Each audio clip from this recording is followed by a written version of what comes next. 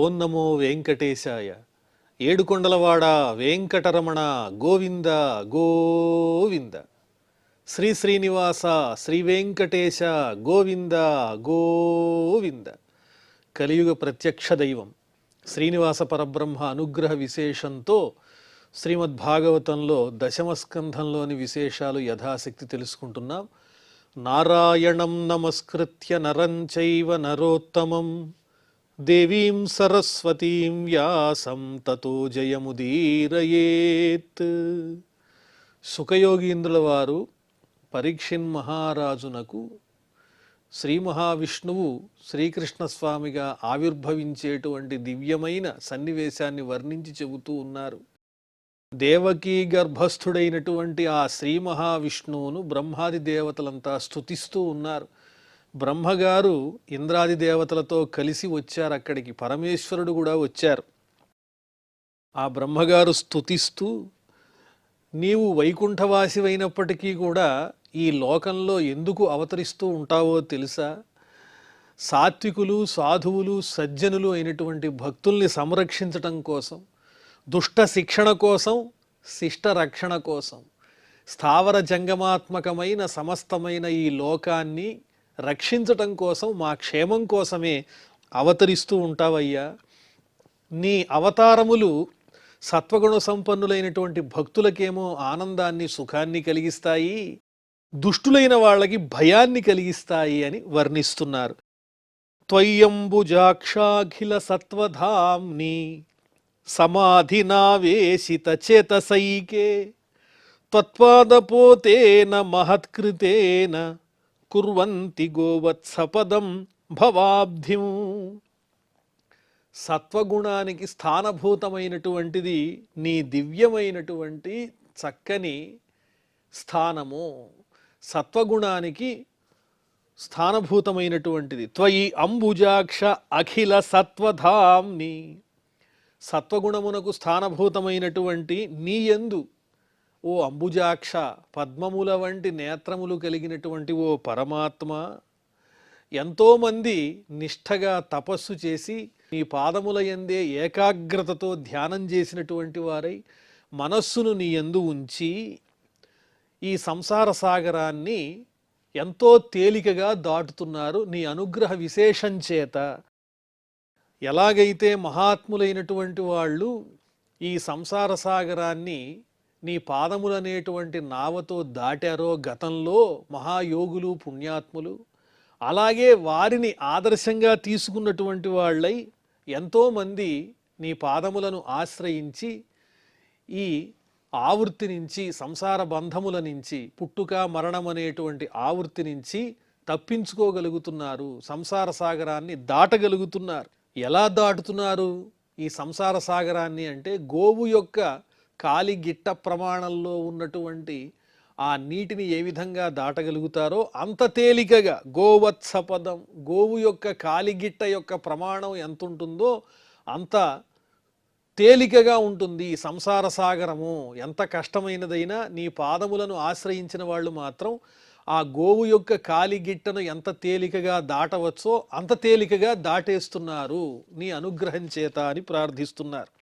స్వయం సముత్తీర్య సుదుస్తరం ద్యుమన్ భవార్ణవం భీమమదభ్ర సౌహృదాః భవత్పదాంభోరుహ నావమత్రతే నిధాయ యాతాః సదనుగ్రహా భవాన్.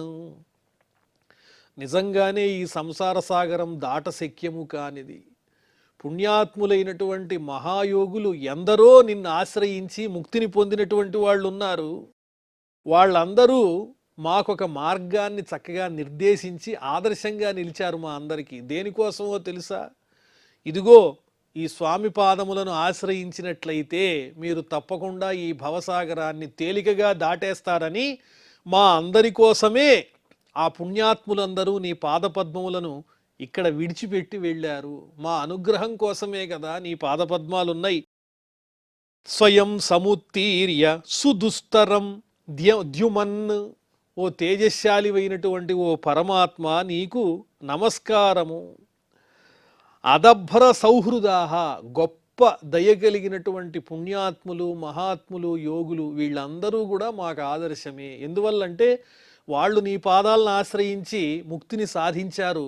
అదే ఆదర్శాన్ని మాకు చూపిస్తున్నారు. ఇదిగో మీ అందరి కోసమే ఇక్కడ ఉన్నాయి ఈ దివ్యమైనటువంటి స్వామి పాదములు, వాటిని ఆశ్రయించండి, మీరు తరిస్తారు అని ఒక చక్కని ఆదర్శాన్ని మా అందరికీ కూడా అందించారు.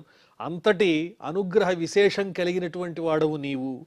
ఏన్యే అరవిందాక్ష విముక్తమానినః త్వయస్థభావాత్ అవిశుద్ధ బుద్ధయః ఆరుహ్య కృచ్ఛ్రేణ పదం పదం తతః పతంత్యధో అనాదృత యుష్మదంఘ్రయః. ఇంకా కొంతమంది మహానుభావులున్నారు, పండితులున్నారు. వాళ్ళందరికీ అన్నీ తెలుసు అనేటువంటి భావనలో ఉంటారు. ఎంతో శ్రద్ధగా యోగాన్ని సాధించినటువంటి వారై మా అంత గొప్పవాళ్ళు లేరు అనేటువంటి దురభిమానానికి లోనవుతూ ఉంటారు. వాళ్ళు ఎంత గొప్పవాళ్ళైనా నీ యందు సరైనటువంటి లక్ష్యము గురి లేకపోవటం వల్ల ఎంత స్థానానికి వెళ్ళినా వాళ్ళు మళ్ళీ కింద పడిపోతూ ఉంటారు. యోగాన్ని సాధించినప్పటికీ దీక్షతో దానితో పాటు నీ యందు విశ్వాసము, నమ్మకము ఉన్నప్పుడే ఈ సాధించేటువంటి సాధనంతా పరిపూర్ణమవుతుంది. విముక్తమానినః మేమే గొప్పవాళ్ళం అని అహంకరించి త్వయి అస్తభావాత్ అవిశుద్ధ బుద్ధయః నీ యందు క్షీణించినటువంటి భక్తి కలిగినటువంటి వాళ్ళై, మాలిన్యంతో కూడిన బుద్ధి కలిగినటువంటి వాళ్ళై, ఎంత కష్టపడి పైకి ఉన్నత స్థాయిని సాధించినప్పటికీ కూడా వాళ్ళు నీ యందు లక్ష్యము దృష్టి లేకపోవటం వల్ల పతంతి అథః కింద పడిపోతున్నారు. దానికి కారణం ఏమిటి అంటే అనాదృత యుష్మదంఘ్రయః నీ పవిత్రమైన పాదపద్మములను తిరస్కరించారు వాళ్ళు. అన్నీ ఉన్నప్పటికీ కూడా ముఖ్యమైనటువంటి నీ అనుగ్రహం లేకపోతే ఎవరు మాత్రం ఏమి సాధించగలుగుతారు?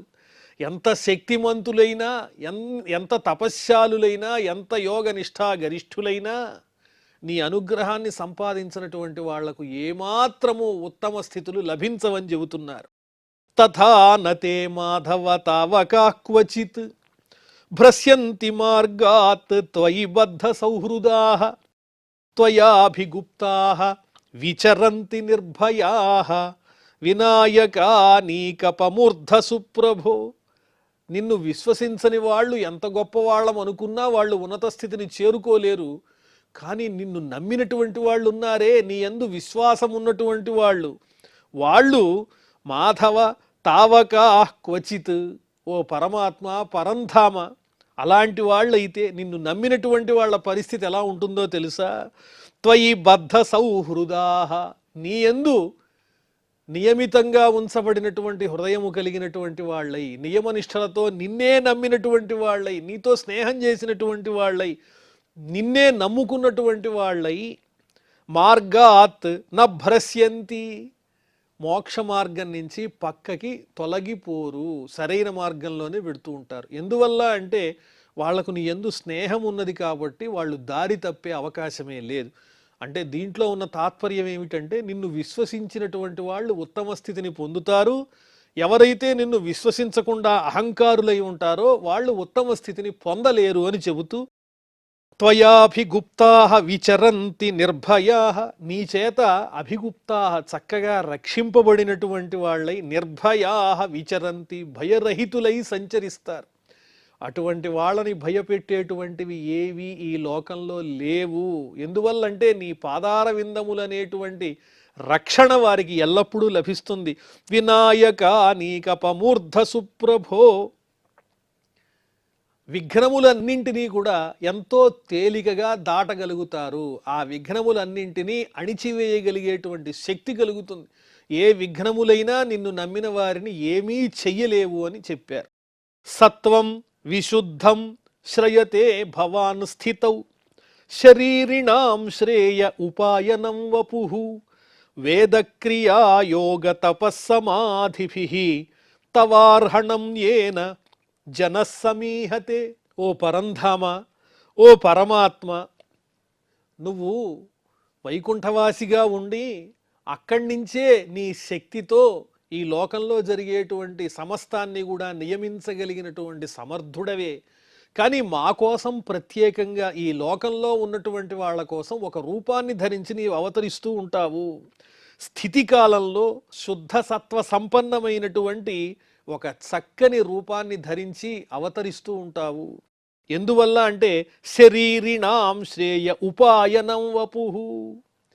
ఈ లోకంలో ఉండేటువంటి దేహాన్ని ధరించిన ప్రాణులందరికీ కూడా అమితమైన చక్కని శ్రేయస్సుని కలిగించేటువంటి పరమ సౌలభ్యమైన ఒక చక్కని కానుక లాంటి దివ్యమైన దేహాన్ని ధరించి అవతరిస్తున్నావు. ఎందువల్లంటే నిన్ను పూజించాలనుకునే వాళ్ళకి, అర్చించాలనుకునేటువంటి వాళ్ళకి, వేద మార్గంతో చక్కగా స్తుతి చెయ్యాలనుకునేటువంటి వాళ్ళకి, యజ్ఞయాగాలు చెయ్యాలనుకునేటువంటి వాళ్ళకి, క్రియల ద్వారా, యోగముల ద్వారా, తపస్సు ద్వారా, సమాధుల ద్వారా నిన్ను పూజించాలి, సమాధి నిష్టల ద్వారా నిన్ను తవ అర్హణం ఏన, ఎవరైతే నిన్ను చక్కగా స్తోత్రం చేయాలనుకుంటారో, జపించాలనుకుంటారో, స్మరించాలనుకుంటారో వాళ్ళందరికీ చిరస్థాయిగా గుర్తుండిపోయేలాగా సౌలభ్య సౌశీల్యములతో నిండిన ఒక చక్కని దివ్య రూపాన్ని ధరించి మా కోసమే, ఈ లోకంలో ఉన్న జీవుల కోసమే, దేహధారులైన వారి కోసమే ఒక చక్కని రూపాన్ని ధరించి అవతరిస్తూ ఉంటావు. లేకపోతే నువ్వు ఎక్కడ ఉన్నా, వైకుంఠంలో ఉన్నా సమస్తమైన కార్యములను చక్కబెట్టేటువంటి సామర్థ్యం కలిగిన వాడివే కదా. వపుషః అనాశ్రయణే అర్హణా సంభవాత్ న కర్మఫల సిద్ధి. ఒక దేహాన్ని ధరించి పరమాత్ముడు ప్రత్యక్షమై ఉన్నట్లయితే గనక ఒక నిగ్రహం కలుగుతుంది, తద్వారా శ్రద్ధ కుదురుతుంది. ఆ శ్రద్ధతో పూజించినటువంటి వారికి ఫలితం అనేది వెంటనే లభిస్తుంది అని వర్ణిస్తున్నారు. నీవు అవతరించటము అంటే సాధకులైనటువంటి వాళ్ళకి అది గొప్ప వరమే. కాబట్టి నీ సంకల్పంతోనే నువ్వు అన్నింటినీ రక్షించగలిగినప్పటికీ కూడా మా కోసం, మా సౌలభ్యం కోసం ఈ రకంగా నీవు అవతరిస్తూ ఉంటావు. వేదక్రియా యోగ తపస్సమాధిభిః తవార్హణం ఏన జనస్సమీహతే. చేసేటువంటి చక్కటి పూజ ఇత్యాది కర్మల ద్వారా ఈ దేహధారులైనటువంటి వాళ్ళు సరైనటువంటి ఫలితాన్ని పొందడానికి, వారు చేసిన కర్మకు తగినటువంటి ఫలితాన్ని ఇవ్వటానికే నువ్వు ఈ రకంగా చక్కని రూపాన్ని ధరించి అవతరిస్తూ ఉంటావు అని వర్ణిస్తున్నారు. సత్వం నచేద్ధాతరిదం నిజం భవేత్ విజ్ఞానమజ్ఞానభిదాపమార్జనం గుణప్రకాశైరనుమీయతే భవాన్ ప్రకాశతే యస్య చ ఏన వా గుణః.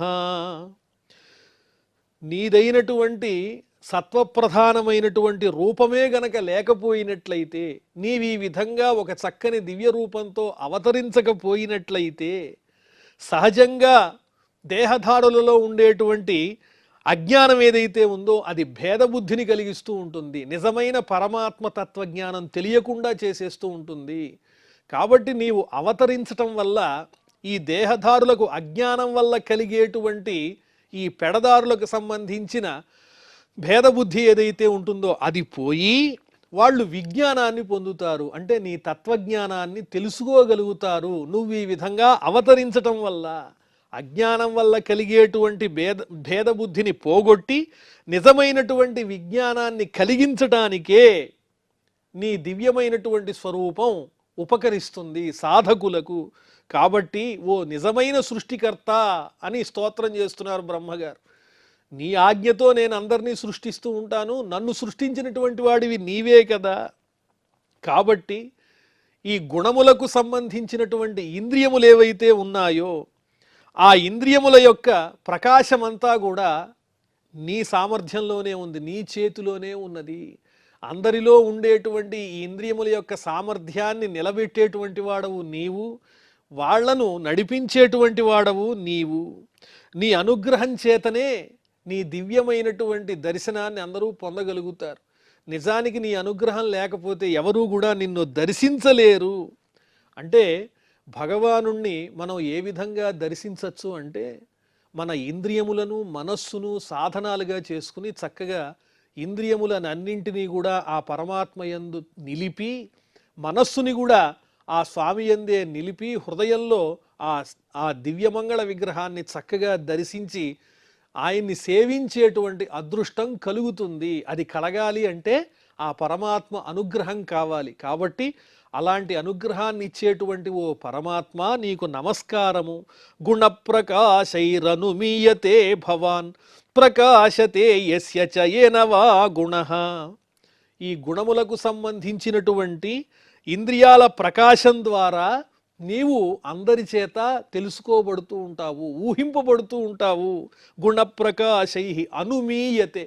నీ గురించి తెలుసుకోవటానికి ఈ ఇంద్రియములు, మనస్సు ఇవి కూడా మాకు సాధనాలుగా ఉపకరిస్తూ ఉంటాయి. వాటి ద్వారా నిన్ను దర్శించుకోవటానికి వీలుగానే నీ అనుగ్రహాన్ని మాకు కలిగిస్తూ ఈ దివ్యమైన రూపంతో నీవు అవతరిస్తున్నావు ఈ లోకంలో అని బ్రహ్మగారు స్తోత్రం చేస్తూ ఉన్నారు.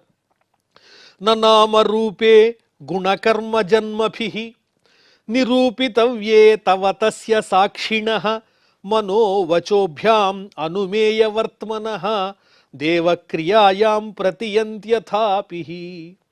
నీవు ఎంత గొప్పవాడవో తెలుసా? అవాంగ్మానస గోచర స్వరూపుడవు. మాటలతో కానీ మనస్సుతో కానీ సంపూర్ణంగా తెలుసుకోలేనటువంటి అపరిమితమైన ఊహాతీతమైన చక్కని లక్షణములు కలిగినటువంటి వాడవు. మనోవచాభ్యాం అనుమేయ వర్తమనః అంటే ఇలా ఉంటుంది పరమాత్ముని యొక్క తత్వము అని ఊహించి తెలుసుకోవటమే తప్ప సంపూర్ణంగా నీ గురించి అవగాహన చేసుకున్న వాళ్ళు ఎవరూ లేరు. మాటలతో కానీ మనస్సుతో కానీ ఎవరూ ఊహించలేరు సంపూర్ణంగా. కానీ ఎవరైతే భక్తి మార్గాన్ని ప్రధానంగా చేసుకుని నిన్ను కొలుస్తూ ఉంటారో, పూజిస్తూ ఉంటారో, దేవక్రియాయాం ప్రతియంత్యథాపి, వాళ్ళు మాత్రం పూజల ద్వారా, ఆరాధన ద్వారా, భక్తి మార్గం ద్వారా నీ అనుగ్రహాన్ని సముపార్జించుకుని మోక్షాన్ని పొందగలుగుతున్నారు, నీ అనుగ్రహాన్ని సాధించగలుగుతూ ఉన్నారు. నామరూపే గుణకర్మ జన్మభిః నిరూపితవ్యే తవ తస్య సాక్షిణః. నీ నామరూపములను ఏ విధంగా తెలుసుకోగలం? నీవు ఆచరించేటువంటి పనుల ద్వారా, లీలల ద్వారా, నీ అవతారముల ద్వారా, నీ గుణముల ద్వారా సంపూర్ణంగా తెలుసుకునే శక్తి ఎవరికీ లేదు. వాటిల్ని నిరూపించి చెప్పటం, మనస్సుతోనూ వాక్కుతోనూ నిరూపించి చెప్పటం ఎవరి వల్ల కాదు. నీవు పుట్టుకలేని వాడివైనా కూడా జన్మిస్తూ అవతారాలు ధరిస్తూ ఉంటావు. అందులో ఉన్న లీలా విశేషం ఏమిటో అర్థం చేసుకోవటం ఎవరి వల్ల కాదు. నీవు అవతారాలు ధరించి ఆచరించేటువంటి దివ్యమైనటువంటి పనులేవైతే ఉంటాయో, క్రియలు, అవి అర్థం చేసుకునే వాళ్ళు ఎవరూ లేరు. కాబట్టి నీ గుణములు కానీ, నీవు చేసే కర్మలు కానీ, అలాగే నీ అవతారములు కానీ, ఇవన్నీ కూడా మనస్సుతోనూ మాటతోనూ వర్ణించలేనివి. అందరికీ సాక్షిభూతుడవై నడిపించేటువంటి వాడవు నీవేనయ్యా. కాబట్టి నిన్ను పొందాలంటే ఒకటే మార్గం, అనన్యమైనటువంటి మనస్సుతో నీ పాదములను ఆశ్రయించటం తప్ప, ఆ భక్తి మార్గం తప్ప మోక్షానికి వేరొక మార్గం లేదు అని చెప్పి సాక్షాత్తు బ్రహ్మగారు స్తోత్రం చేస్తున్నారు. శృణ్వన్ గృణన్ సంస్మరయంశ్చ చింతయన్ నామాని రూపాణి చ మంగళాని తే క్రియాసు యస్త్వచ్చరణారవిందయోః ఆవిష్టచేతాః న భవాయ కల్పతే.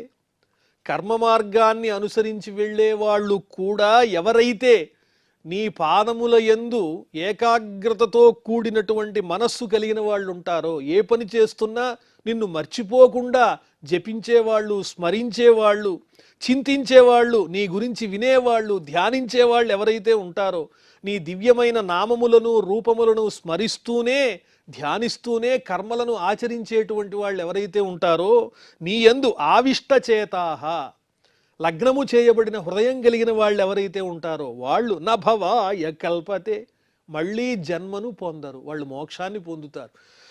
కాబట్టి నిరంతరము మనం చేసేటువంటి ప్రతి పనిలోనూ ఆ పరమాత్ముణ్ణి స్మరించుకుంటూ, ధ్యానిస్తూ, అలాగే ఆయన గురించి చక్కగా కీర్తిస్తూ, శ్రవణం చేస్తూ ఆ పరమాత్మను పొందవచ్చు అని బ్రహ్మగారు తెలియజేస్తున్నారు. దిష్ట్యా హరే అస్యాహ భవతః పదో భువో భారోపనీతః తవ జన్మనేషితుః దిష్ట్యాంకితాం త్వత్పదకైః సుశోభనైః ద్రక్ష్యామగాం ధ్యాంచ తవానుకంపితాం. ఓ పరమాత్మ, నీ అనుగ్రహ విశేషం చేత, దైవవశం చేత ఈ భూమి యొక్క భారం తొలగిపోతుంది. ఎందువల్లంటే నువ్వు అవతరిస్తున్నావంటే భూభారం తొలగిపోయినట్లే. భవతః పదో భువః, నీ పాదమైనటువంటి భూమి. మనకు వేదములలో వర్ణించారు స్వామి యొక్క పాదములు ఏమిటి అంటే భూమి అని. ఆ భూమి స్వరూపం ఏమిటి అంటే నీ పాదములే. నీ పాదములైనటువంటి పాదస్వరూపమైనటువంటి ఈ భూమి యొక్క భారం నేటితో తీరిపోతుంది. ఎందువల్లంటే నువ్వు ఈ భూమి మీద అవతరిస్తున్నావు కదా, నీవిక్కడ జన్మించినట్లుగా కనిపించటం వల్ల, అవతరించటం వల్ల భూభారం తొలగిపోయింది. నీ పాదముల చేత అంకితమైనటువంటి ఈ భూమి, అదేవిధంగా స్వర్గము, ఈ రెండూ కూడా చక్కగా ఆనందంగా సుభిక్షంగా ఉంటాయి. ద్రక్ష్యామగాం ధ్యాంచ తవ అనుకంపితాం, నీ దయకు పాత్రములైనటువంటి అటు స్వర్గం కానీ ఇటు భూమి కానీ రెండూ సుఖంగా ఉంటాయి. దేవతలంతా ఆనందాన్ని పొందుతారు. ఎందువల్లంటే దుష్ట శిక్షణ జరిగితే ఆ స్వర్గవాసులైన దేవతలకు ఆనందం. అదేవిధంగా నీ దివ్యమైనటువంటి లీలలతో మానవ రూపంలో జన్మించినటువంటి రాక్షస ప్రవృత్తి కలిగిన వాళ్ళు కూడా సంహరింపబడతారు. కాబట్టి భూలోకంలో ఉన్న వాళ్ళందరికీ ఆనందం. దీనివల్ల భూలోకము స్వర్గలోకము రెండూ ఆనందపడతాయి. భూమే ఒక స్వర్గంలా మారిపోతుంది నీ అవతార విశేషం వల్ల అని బ్రహ్మగారు వర్ణించి చెబుతూ ఉన్నారు. నతే అభవస్యేష భవస్య కారణం వినా వినోదం బత తర్కయామహే భవో నిరోధః స్థితిరప్య విద్యయ కృతాయతస్త్వయ్య భయాశ్రయాత్మని. అభయమునకు ఆశ్రయమైనటువంటి ఓ పరమాత్మ, నీకు నమస్కారము. అసలు నీకు పుట్టుకే లేదు కదా. పుట్టుట, అలాగే ఉండుట, నశించుట అనేవి పరమాత్మవైన నీకు ఉన్నాయి అని ఎవరైతే భావిస్తారో వాళ్ళు అజ్ఞానులే. అజ్ఞానవశం చేతనే ఆ విధమైనటువంటి ఆలోచనలు కలుగుతూ ఉంటాయి. నీవు వీటన్నిటికీ అతీతమైనటువంటి వాడవు, పుట్టుకే లేనటువంటి వాడవు. మరి ఇక్కడ అవతరించినట్లుగా పుట్టినట్లుగా ఎందుకు కనిపిస్తున్నావంటే దానికి ప్రధానమైన కారణం ఒకటే. అదేమిటి అంటే నీ వినోదమే. వినా వినోదం బత తర్కయామహే. మేమంతా ఆలోచిస్తే ఇదంతా నీ లీలా విశేషము, ఆలోచన తప్ప నీ యొక్క నాటకం, జగన్నాటకమే తప్ప వేరొకటి కాదని మాకు అర్థమవుతూ ఉన్నది అని చెబుతున్నారు. మత్స్యాశ్వకచ్చప నృసింహ వరాహ హంస రాజన్య విప్ర విబుధేషు కృతావతారః త్వం పాహినః త్రిభువనంచ యథాధునేశ భారం భువో హరయదూత్తమ వందనంతే. నీవు ఎన్నో అవతారములు ధరించినటువంటి వాడవు ఓ పరమాత్మ. మత్స్యావతారము, హయగ్రీవావతారము, తాబేటి రాయని కూర్మావతారము, నృసింహావతారము, వరాహావతారము, హంసావతారము, శ్రీరామావతారము, పరశురామావతారము, వామనావతారము, ఇటువంటి అవతారములన్నీ ధరించి దుష్ట శిక్షణ శిష్టరక్షణ చేసినటువంటి వాడవు నీవు. అదేవిధంగా ఈనాడు లోకములన్నింటినీ రక్షించటం కోసం త్వం పాహినః త్రిభువనంచ యథాధునేశ, ఇప్పుడు కూడా అదే విధంగా చక్కగా అవతరించినటువంటి వాడవై లోకములన్నింటినీ రక్షించవలసింది, భూభారాన్ని తగ్గించవలసింది. యదువంశంలో జన్మించేటువంటి ఓ పరమాత్మ, యదూత్తమ వందనంతే, నీకు నమస్కారము అని బ్రహ్మగారు స్తోత్రం చేస్తూ గురుపాఠీనమవై జలగ్రహమవై కోలంబవై శ్రీ నృకేసరివై భిక్షుడవై హయాననుడవై క్ష్మాదేవత భర్తవై ధరణీనాథుడవై దయాగుణగణో దారుండవై లోకముల్ పరిరక్షించిన నీకు మృక్యదము ఇలా భారంబు వారింపవే. ఈ భూభారాన్ని తొలగించడం కోసం నీవు ఎన్నో అవతారములు ధరించావు గతంలో. అదేవిధంగా ఈనాడు కూడా అవతరిస్తూ ఉన్నావు ఈ యదువంశంలో. అవతరించి భూభారాన్ని పోగొట్టవయ్యా పరమాత్మ అని ఈ దేవతలందరూ ఆ బ్రహ్మగారిని ముందుగా ఉంచుకుని చక్కగా స్తోత్రం చేస్తూ ఉన్నారు. ఆ తరువాత బ్రహ్మగారు దేవకీదేవితో ఇలా అంటున్నారు.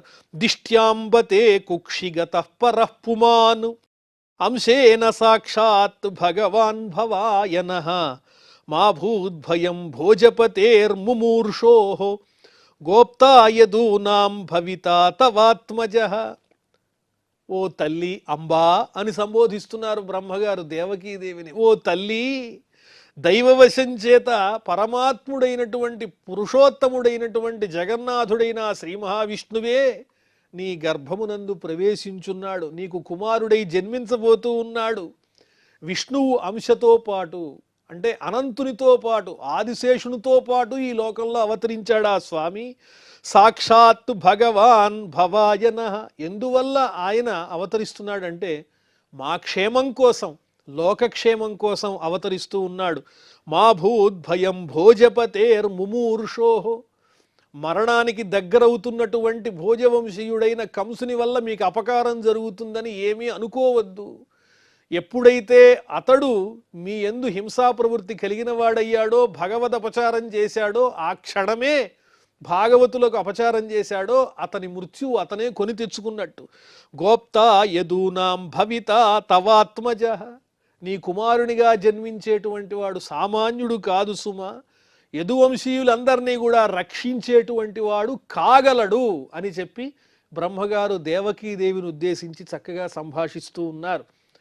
శ్రీ సుకౌవాచ ఇత్యభిష్టూయ పురుషం యద్రూపమనిదం యథా బ్రహ్మేశానౌ పురోధాయ దేవాః ప్రతియయుః దివం. ఈ విధంగా పురాణ పురుషోత్తముడు దేవకీ గర్భస్థుడైనటువంటి శ్రీ మహావిష్ణువుని చక్కగా స్తోత్రం చేసి, ఇంద్రియగోచరము కానటువంటి ఆ దివ్య లక్షణములు కలిగిన పరమాత్మను చక్కగా స్తోత్రం చేసినటువంటి బ్రహ్మ, పరమేశ్వరుడు ఇత్యాదులందరూ కూడా దేవతలందరితో కలిసి అక్కడి నుంచి బయలుదేరి వారి వారి స్థానాలకు చేరుకున్నారు అని వర్ణించి చెబుతూ ఉన్నారు. ఇక్కడితో మనం ఈ దశమ స్కంధంలో 2వ అధ్యాయాన్ని పరిపూర్ణం చేసుకున్నాం. ఈ విధంగా దేవతలందరి చేత చక్కగా ఆ పరమాత్ముడు స్తుతింపబడ్డాడు దేవకీ గర్భస్థుడై. ఈ బ్రహ్మగారు చెప్పినటువంటి స్తోత్రంలో ఉన్నటువంటి దివ్యమైన సారాంశం ఏమిటి అంటే, సమస్తమైన విశ్వమునందు ఉన్నటువంటి పరమాత్ముడు కేవలం భక్తుల యొక్క సౌలభ్యం కోసం, వారిని రక్షించటం కోసం, వాళ్లచే పూజలు అందుకోవటం కోసం, తన యొక్క లీల కోసం ఒక దివ్యమైన సౌలభ్యమైన సౌకుమార్యమైన కరుణతో కూడిన దివ్య రూపాన్ని ధరించి భూభారాన్ని పోగొట్టడం కోసం అవతరిస్తూ ఉంటాడు. అటువంటి పరమాత్మను మనం చేరుకోవాలంటే కావలసినటువంటి మార్గము, ప్రధానమైనటువంటి సాధనం ఏమిటి అంటే భక్తి మార్గమే. భక్తి ద్వారా పరమాత్మను పొందవచ్చు అనేటువంటి చక్కని సందేశంతో కూడిన ఆ బ్రహ్మగారి దివ్యమైన స్తోత్రాన్ని మనం తెలుసుకున్నాం. మరి ఆ తరువాత విశేషాలు మళ్ళీ మనం తెలుసుకుందాం. ప్రస్తుతం క్షమా ప్రార్థనాదులతో ఈ కార్యక్రమాన్ని పరిసమాప్తం చేసుకుందాం. అథ క్షమా ప్రార్థన. యదక్షరపద భ్రష్టం మాత్రాహీనంచ యద్భవేత్ తత్సర్వం క్షమ్యతాం దేవ నారాయణ నమోస్తుతే. శ్రియఃకాంతాయ కళ్యాణ నిధయే నిధయేర్థినాం శ్రీవేంకట నివాసాయ శ్రీనివాసాయ మంగళం.